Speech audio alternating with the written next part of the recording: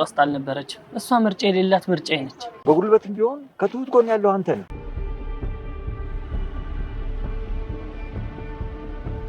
እንግዲህ ውዶችዬ ቲና ሻይ አፍልታ መድኃኒት አድርጋበታለች። ለማን ልሰጥ ነው? ለማን ልሰጥ ይመስላችኋል? እንግዲህ 3 ነው 4 ናቸው ያሉት።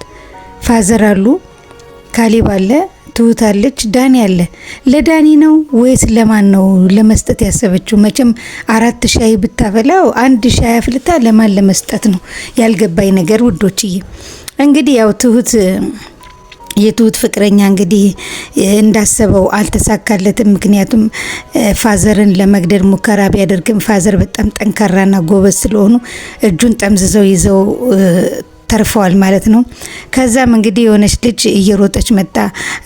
ወንድሞች ያሉኝ ይሸኙታል አባባ ብላ ጎበዝ ናት። እሷ በመጮኋ ነው ደግሞ እንጂ ያው መቼም ይያያዙ ነበር ብዬ አስባለሁ። እሱም እንግዲህ አንተ ሽማግሌ ምናምን እያለ እየናቃቸው ነበር። ነገር ግን አልተሳካለትም። ያም ሆነ ልጅቷ ዋይ ብላ በመጮኋ ደንግጦ እሱም እየሮጠ ሄዷል። ማን እንደላከው በምን ምክንያት እንደመጣም እየታወቀ ነገር የለም። እንግዲህ ልጅቷም እኑ አባባ ወንድሞች ያሉኝ ይሸኙታል ብላቸው ይዛቸው ሄዳለች ማለት ነው። እዛም ከቤት ከሄዱ በኋላ እሷ እነ ትሁትና እነ ካሌብ እየተጨነቁ እንዱ አባባ ስልካቸው ምን ቢያለ ምን ይሻላል እያለች ትሁት በጣም እየተጨነቀች፣ ካሌብ ግን ምን ነው እንዲደነዝ ሆነ? በኢየሱስ ስም እኔ የዳንኤል እንትን ማለት የካሌብ መደነዝ በጣም እኔ እንጃ ምንም አይገልጸውም። ሰው እንዴት አባቱ የሚያል ነገር እንዲህ ሲጠፋ ይህ ምን ማድረግ ይቻላል? ምንድነው እያለ የሚጎለተው ጉልት? ቆይ ወጣ ብሎ ወንድ ልጅ ነው ፈልግ አያደርጋቸውም እንዴ? በጣም የሚያስጠላ የካሌብ ካራክተር በጣም የሚያስጠላ ደነዝ አድርጎታል። እዚህ ጋር ካሌብን ደራሲው በእውነት በጣም ነው የሚያስጠላ። እንዴት እንደዚህ ምንም የፈለገው ቢሆን ኢትዮጵያ ውስጥ እንደዚህ አባቱ ልጁ ጠፍቶ እንደዚህ ቤት ቁጭ ብሎ ምን ማድረግ ይችላሉ? የት ብዬ ልፈልገው አይባልም። እንዴት ይባላል እንዴ? በጣም የሚያስጠላ ነው። በቃ ካሌብ ማለት በጣም እኔ እንጃ አባቱ እስከማይመስለኝ ድረስ ነው። በቃ ሰው እንዴት አባቱን እንደዚህ ወጣ ብሎ ሲቀር ያውም ሽማግሌ አባት ምን ሆኖ ነው አባቴ ብሎ እንደው ከቤት እንኳን ወጣ ብሎ ዞር አይልም እንዴ? ምንድነው እሱ? ቆይ እቃ ነው ምንድነው? እዛ ተጎልቶ ብቻ ዝም ብሎ ትሁት ይሄን ያህል ስትጨነቅ የትሁትን ያህል እኮ አልተጨነቀም እኮ። ኧረ እባክህ ፖሊስ ጣቢያ እንሂድ ወይ ቲና እንዳለችው ወይ ፖሊስ ጣቢያ እንሂድ ምናምን ስትለው ምን ገና ነው ምን ብዬ ምን ትሴ እያለ ብቻ ዝም ብሎ እዛ ተጎልቷል። ጉልት የሆነ ሰውዬ በጣም የሚያስጠላ። ከዛ በቃ አይ ባይሆን እሺ በቃ ሰፈር እንኳን ወጣ ብለን እንፈልገው ሲል እሺ ትሁት ናት እንዴ እሱን የምታንቀሳቅሰው? በቃ እንዴ ሪሞት ሆነ እኮ ጭራሽ በቃ ሰው ካልነካው ማይነቃነቅ ሆነ እኮ በቃ ሪሞት ትሁት ነች አሁን በቃ ነቃ ያረገችው። ከዛም እሺ ብለው ሊነሱ ሲሉ እሳቸው መጡ። ከዛም ከመጡ በኋላ እሷ እዛ ስልኳን እየተደዋወለች ነበረ። ከዛ ስታያቸው ደነገጠች። ከዛ ዝም በይ አንቺ ብለው ያደረገቻቸውን ሁሉ ሲናገሩ ከዛ ምን ብሎ ደግሞ እንደ ወንድ ደግሞ ጉሮሯን ያንቃታል። ልፍስፍስ ሲያስጠላ ሲጣ ያረጋትም እንዴ። ከዛ በኋላ እንደምንም አላቀቁትና በቃ ውጭልኝ፣ ነገ ልብስሽን ይዘሽ ከዚህ ቤት ውጭልኝ በቃ ብሎ ሲሏት ያው ትሁት እንደምታስቀራት ታውቃለች። ምክንያቱም ልብሷን ጠቅላ ደብዳቤ ጽፋ ልትወጣ ስትል ያው ጸባይኛ መስላ ይቺ ነቀዝ የሆነች ቲና አስቀርታታለች። ለራሷ ስራ ማለት ነው። የራሷን ስራ የምታስፈጽመው በትሁት ስለሆነ አስቀርታት ነበር። አሁን ደግሞ ትሁት ብድሯን ስለምትመልስ ልብሷን ስታጠጥፍ ልብሷን እያጠጥፈች ሻንጣ ውስጥ እያረገች እያለ ያው ትሁት እንደምታስቀራት እንዲሁ ገብቶኛል። ምክንያቱም ብድር በምድር ነው በሰማይ የለ። ስለዚህ እንግዲህ ደወለችለት ለሰውየው። በቃ አልቻልኳቸውም አለ።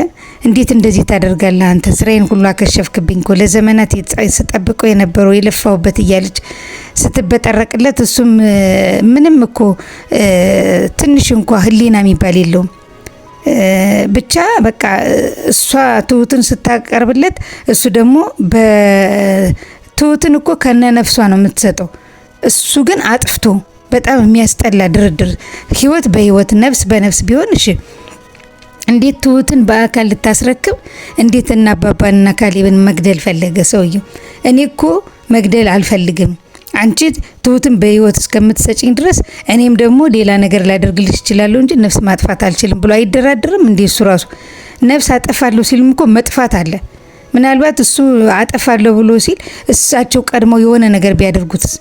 ወይም ደግሞ መቼም ካሌብ የሆነ አዛ ነው እንጂ ትክክለኛ ልጅ በቃ ቆራጥ የሆነ ልጅ ከሆነ ከዚህ በፊት አባቱ ታግተዋል። አሁን ደግሞ ሲወጡ ሊታገቱ ይችላሉ። ቲና አታርፍም፣ እኔን እስካልፈታችኝ ድረስ በአንድም በሌላም ቲና ላታርፍ ትችላለች ብሎ አባቱን ቢከታተል እኮ እሱን ሲወጋው አባትየውን ለመውጋት ሲታገል እኮ እሱ በድንጋይ ብሎ እኮ አናቱን ብሎ መግደል ይችላል የትሁትን እጮኛ። ስለዚህ ካሌብ ምንድን ነው የሚሰራው? እኔ ያልገባኝ የካሌብ ስራ ዝም ብሎ መጎለት። በቃ እቃ እንኳ ሰው ብድግ አርግቶ አንድ ቦታም ሲያረጉት ይንቀሳቀሳል። እሱ ግን ቤት ይወጣል፣ ውጭ ይወጣል፣ ይገባል። በቃ አባቴ የት ሄደ፣ አባቴ ምሳ በላ፣ አባቴ እራት በላ አይልም ጭራሽ። ምን አይነት ልጅ እንደሆነ እኔ አላቅም። የካሌብ እዛ ጋር የተሰጠው እንትን በጣም ደራሲው እኔ እንጃ ገሎታል። በቃ ካሌብን ገሎታል። በቃ እንደው እንዳይንቀሳቀስ ነው ያደረገው። ሲጀመር እንደዚህ አይነት ልጅም እንደዚህ አይነትም ወንድም የለም ሲጀመር እኛ ጋር በጣም ነው የሚያስጠላውና አሁን ቲና እንደዛ ብላ ሻንጣዋን እየሰበሰበች እያለ እሱ ደግሞ ተደዋውለው ነበረ የቲና ፍቅረኛና ትሁት። እንዴት እንደዚህ ታደርገኛለሽ? ምንም ችግር የለም እና ለመውጣት አሰብሽ እንዴ? ዘዴ ፍጠሪና እንደምንም ብለሽ አምልጪ ብሎ አላት። ከዛ በኋላ በቲና አማካኝነት ስልኳን አግኝቷል። ከዛ ደውሎ ትሁቴ ብሎ ነገራት። ከዛ ደንግጣ ዘጋችው። እንደገና ኩሽና ሆና ሲደውል አነሳችው። የትናንትና ማታ ምልክት ነው እጨርስልሻለሁ አንቺ ወደ እኔ ካልመጣሽ ብሎ አስፈራራት። ከዛም ይሄንን ካሰበች በኋላ በቃ ለካ በእኔ ምክንያት ነው እንደዚህ የሆነው አባባ ብላ ትሁት ልትወጣ ስትል ነይ ቁጭ በይ አንቺ ሳትሆኚ እኔ ነኝ መሄድ ያለብኝ ብላ ስትላችሁ ተደናገጡ። ሁሉም ተደናግጠዋል። ምንድነው የሚፈጠረው? ምን እያልሽ ነው ምናምን ሲሏት አይ እኔ ነኝ ጥፋተኛዋ ትሁት አይደለችም ማለት ቲና አይደለችም። አሁን እንኳን በአሁኑ ቲና ሳትሆን እኔ ነኝ ብላ ራሷን አጋለጠችና ከዛ በኋላ እኔን የሚከታተለኝ ሰው ነው ብላ ወርፈ። እስኪ እሷ የሚከታተላት ሰው እንዴት መጣ? ለምን መጣ? ማን አገኘው? እንዴት መጣ? እሷን ለምን አይከታተሏትም? ቲናን ለምን አይከታተሏትም? ዳኒማውን ደንዝዟን። ዳኒማውን በኤደን ፍቅር ስላበደ አሁን ቲናን ዞር ብሎ አያትም። ቆይኔ የምላችሁ ያኔ ቲና ጠፋች ብለው እንደዛ ሲቀውጡት አባባ እስኪ ያ ጠረንገሎ እርሶን ሊገድል የነበረው ሰውዬ ዝቶባታል ሊገላት ይችላል ብሎ ሲል ነበር ዳኒ። ሂድና ጠይቀው ብለውታል። ሄዶ ሲጠይቃት የሆነ ሰውዬ አስጥሏታል ብሏል። ለምን ያ ያስጣላትን ሰውዬ ለምን ለናባባ አልተናገረም ዳኒ? እንደገና ደግሞ ማን ነው ያስጣላት? ለምን አስጣላት ሚለውን ለምን አልተከታተሏትም? በጣም የሚያስጠላ ስራ ነው። በቃ ዝም ብለው በቃ ፊልሙን እንዴት ነው ሰው ከነሱ በላይ ማያስብ መሰላቸው እንዴ?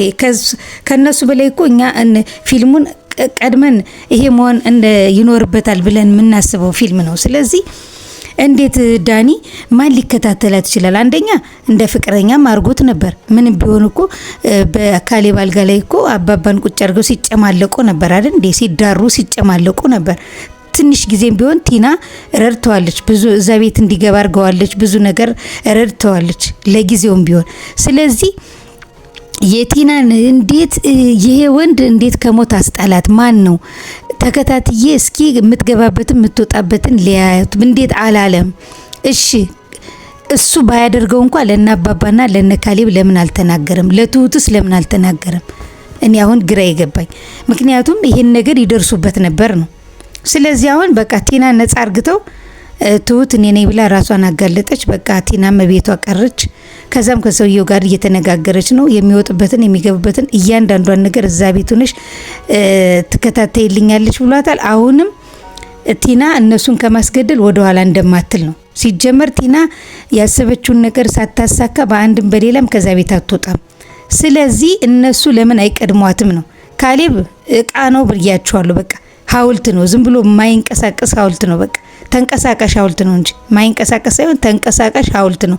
ምንም መስራት የማይችል ነው። በቃ ካሌብ ማለት እንዴት ሚስቱ ናት ይዟት አይወጣም እንዴ? ስንቴ ነው እኔ እንኳን የምናገረው። በቃ ቤት ተከራይ ይዟት ከወጣ እኮ ምንም አማራጭ የለም። ትሁት የምትፈልገው ያን ቤት ነው። ያን ቤት ደግሞ ያባቱ ነው። መኪናውም በአባቱ ስም ነው። ምንም ያገኘው ነገር የለም። ቤቱን ተከራይቶ ከውጭ ይዟት ቢወጣ ምንም የምታደርገው ነገር የለም ብያቸዋለሁ ከዚህ በፊት። ስለዚህ አንደኛው ጠላት የፋዘር ጠላት ማን ነው? ካሌብ ነው። ካሌብ እዛ ቤት ካልወጣ አባባ ሰላም አይሆኑ። አሁን ደግሞ የባሰ ደግሞ ካሌብ ትሁትን እንደሚያፈቅራት ቲና ነግራቸዋለች። ይሄ ሰውዬ ደግሞ ከኔ በቀር ትሁትን ማንም ሊወስድብኝ አይችልም ብሎ ገዳያቸው ሆኖ መጥቷል። ይሄን ሁሉ ታሪክ ግን እነሱ ያውቁ። ስለዚህ እናንተ እስኪ ሀሳብ አስተያየታችሁን ኮሜንት ላይ ያስቀምጡልኝ ውዶችዬ። ሲቀጥል ደግሞ አሁን ትሁት ወጣች። ከወጣች በኋላ ደግሞ አገኘችው። ለመመለስ እየፈለገች ነበር። አሁንም ተከትሎ ሌላ ነገር ሊያደርግ ይችላል በሚል ቀጥታ ሄዳ ነይ እስቲ የኔ ፍቅር ሲላት ዞር በልኝ እንዳትጠጋኝ ብላ ምንድነው የምትፈልገው ከኔ ሲላት አንቺን አላት። አንቺን ካላገኘው ግን ያው እንደማስወግዳቸው እመኚ፣ በዚህ 24 ሰዓት ሰጥችሻለሁ ምናምን ብሏታል።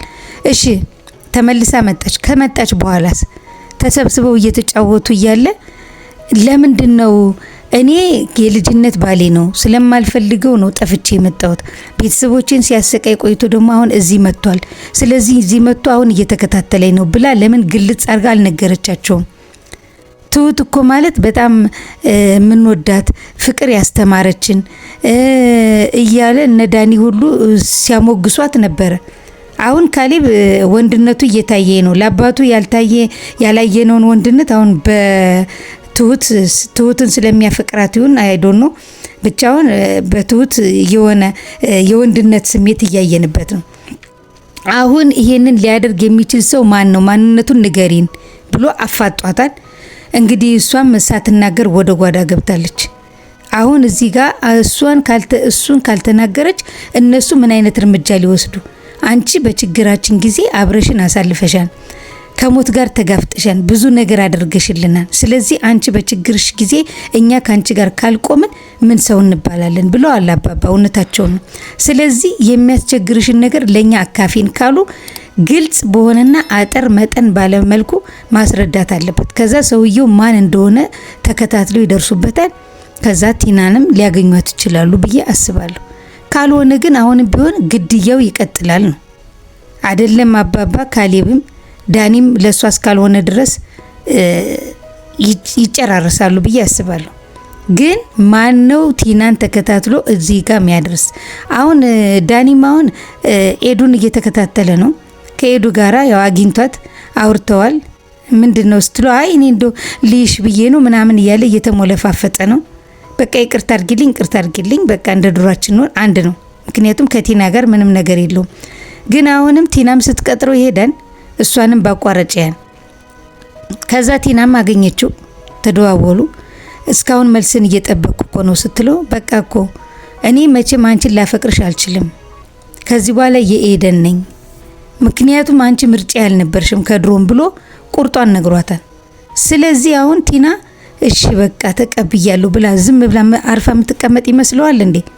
ቢያንስ እሷ የምትሄድበትን የምትወጣበትን ይቺ ሴት ናት፣ ስሜቷን ጎድቼው ሊሆን ይችላል፣ ልትከታተል ትችላለች ብሎ እኮ ማሰብ አለበት። ስለዚህ ዳኒም አሁን ኤደንን መከታተል ትቶ ቲናን መከታተል ነበረበት። ቲናን የሆነ ነገር አድርገው ከህይወታቸው እስካላስወጧት ድረስ ሰላም አያገኙም። እና በጣም ያስጠላል ማለት ነው። የዳኒም ነገር የሆነ የተጃጃለብኝ ነገር ነው። እዚህ ጋር ለቲና ቁርጧን ነገራት፣ ኤደንንም እንደዚህ ይላል። ምንም ያገኘው ነገር የለም። እስኪ በዳኒ ላይ አስተያየት ካላችሁ ውዶችዬ ሀሳብ አስተያየታችሁን ኮሜንት ላይ ያስቀምጡልኝ። እንግዲህ አባባ ናቸው። አባባ በጣም ነው ያስደሰቱኝ። አንደኛ ከሞት ተርፈዋል፣ ሁለተኛም ደግሞ ለምንድነው እንደዚህ ሊሆንብሽ የቻለው አንቺ እኔን ልታስገድኝ የቻልሽበት ምክንያት ምንድነው ብለው ሲሏትም ያው የሚከታተላት ወንድ እንዳለና እሱ ሊሆን ይችላል እሱ ነው ምክንያቱም ትናንት ማታ የደረሰልሽን መልእክት ካየሽ ይበቃሻል ብሎ አስጠንቅቆኛል ብላ ያው ቲናንም እድሜዋን አራዝማላታለች። ግን ደግሞ ግልጽ አርጋ መናገር አለባት። እሳቸው ግን በጣም በጣም በጣም የሚደነቁ ሰው ናቸው። አንቺ በእኛ ችግር ጊዜ አብረሽን እንደሆነሽ ሁሉ እኛም በአንቺ ችግር ውስጥ እንኖራለን ብለዋል። በጣም የሚያስደስት ነው። ስለዚህ እንጋፈጣለን ብለዋታል። እስኪ ለአባባ ላይክ አድርጉና እንግዲህ ለማኑ ለካሌብ አደራ ሰጥተውታል። አደራ ብሏል። አደራ ደግሞ በጣም ከባድ ነው። እንግዲህ አሁን ካሌብ የሚፈተንበት ጊዜ ይመስለኛል። ምክንያቱም አሁን ነው ካሌብ የሚፈተነው። አባቱ አደራ ሰጥተውታል። ያንን አደራ እንዴት ይወጣል ነው እንግዲህ። በካሌብ ከርፋፋነት እንዴት ነው አደራውን የሚወጣው? ካሌብ ትሁት ስትወጣ እየተከታተለ ሊጠብቃት ነው ወይስ ደግሞ ምን ሊያደርጋት ነው ብላችሁ ታስባላችሁ ውዶችዬ? እስኪ እናንተ በዚህ ጉዳይ ላይ ሀሳብ አስተያየታችሁን ኮሜንት ላይ አስቀምጡልኝ። የዛሬው አስተያየት ይህን ይመስል ነበር። ለቻናላችን አዲስ የሆናችሁና ሰብስክራይብ ያላደረጋችሁ ካላችሁ ሰብስክራይብ በማድረግና የደወል ምልክቷን በመጫን ቤተሰብ እንድትሆኑ በአክብሮት እንጋብዛለን። በቀጣይ ክፍል እስከምንገናኝ ድረስ መልካም ቆይታ ይሁንላችሁ። ሰላማችሁ ብዝት ይበልልኝ። ባይ ባይ።